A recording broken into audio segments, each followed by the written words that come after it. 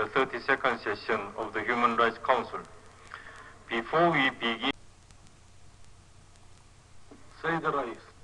Mr. Chair, there is a disturbing similarity between apartheid in South Africa and the policy being practiced by Israel against Palestinians.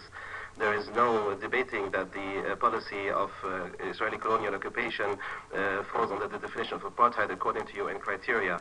The invasion and colonialism practiced by Israel against Palestinians is based on two pillars, basic pillars, which is religion and ethnic nationalism.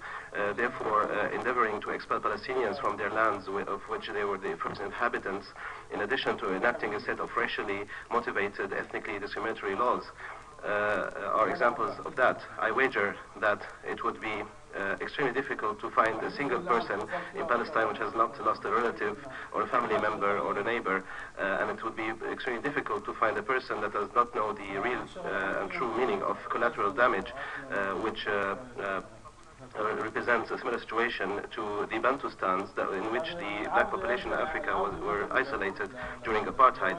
With the exception of a small number of pro-Zionist organizations, this analogy finds wide acceptance in South Africa. Even figures, leading anti-apartheid figures such as Archbishop Desmond Tutu have depicted the situation in West Bank and Gaza as worse than the situation in South Africa. If we consider the reality in Palestine, we can see that all the occupations practices are in fact racial discrimination. The apartheid wall, destruction of homes, the summary execution for the mere suspicion based on skin color or appearance, destroying the homes of Arab citizens using the pretext of irregular constructions. I ask the esteemed council to urgently interfere to hold all those racist practices and apply international resolutions with regard to this violating entity and the return of those displaced in 1948.